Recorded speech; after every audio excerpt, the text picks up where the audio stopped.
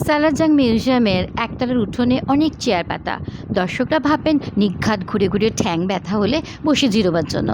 আজ্ঞে না, মিউজিয়ামটির অদ্ভুত সাহেবি ঘড়িটির কেরামতি দেখা ও শোনার জন্য।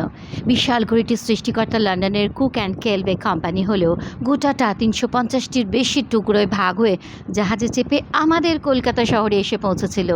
কলকাতাতেই অতগুলো টুকরো ঠিকঠাক জুড়ে গোটাটা বানিয়ে নবাব মীর ইউসুফ অর্থাৎ ৩ নম্বর সালারজাং সেটি হায়দ্রাবাদে নিয়ে যান। উল্টো দিকে দেওয়ালের আলোর রিফ্লেকশনে ঘড়ির কাঁচে পড়ে বলে গোটা ঘটনাটা স্পষ্ট করে তোলাই যায় না। যা হোক, ব্যাপারটা বলি।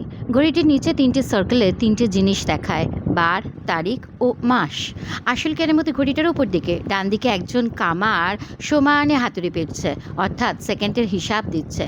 আর বাম দিকের ওই সাদা দরজাটা প্রতি ঘন্টার ঠিক ৩ মিনিট আগে ঠাস করে খুলে এক লাল পোশাকধারী সাহেব বেরিয়ে আসবে। বেরোবার ঠিক ২ মিনিট বাদ বেলটি বাজিয়ে দেবেন এবং ঠাস করে আবার দরজা বন্ধ করে ভিতরে ঢুকে যাবে। অর্থাৎ ঘটনাটা ঘটবে দুপুর ১১টা বাজতে ৩ মিনিটে, ১২টা বাজতে ৩ মিনিটে, ১টা বাজতে ৩ মিনিটে, এরকম। আর এছাড়া প্রতি ১৫ মিনিট অন্তর অন্তর ঘড়িটি নিজেই বেল বাজাবে।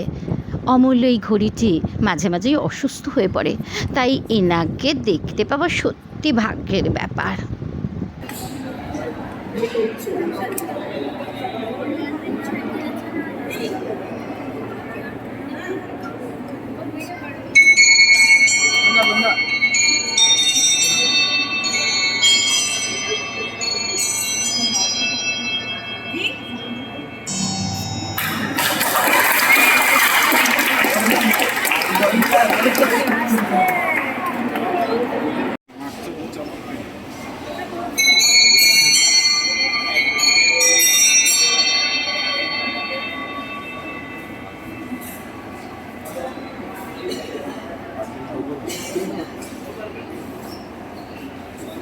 খিদে পেলে উঠোনের পাশেই আছে ভেজ রেস্টুরেন্টস।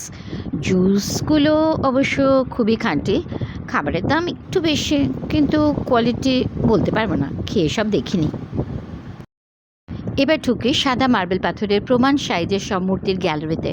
ভেইল্ড রেবেকা গোটা চাঁদেক মার্বেল পাথরের অদ্ভুত মূর্তি ১৮৬৩ সালে বানিয়েছিলেন ইতালিয়ান স্থপতি জি.বি. বেনজোনি।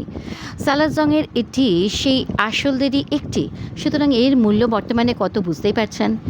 টুলে ক্রাফট এনগ্রেভিং পদ্ধতিতে নরম মার্বেলে মূর্তিটি ভালো করে খেয়াল করলে দেখা যাবে একটিমাত্র সাদা পাথরেই বানানো, অথচ মাথা মুখ ঢাকা দেওয়ার ওড়নাটিও মার্বেলকে স্বচ্ছ করে এমনভাবে বানানো যে তা ভেদ করে নিচে মহিলার শরীরটি স্পষ্ট দেখা যাচ্ছে। আশ্চর্য ধৈর্য স্থপতির। এই গ্যালারির বাকি সব মূর্তিগুলো সাদা মার্বেলে বানানো, প্রমাণ সাইজের।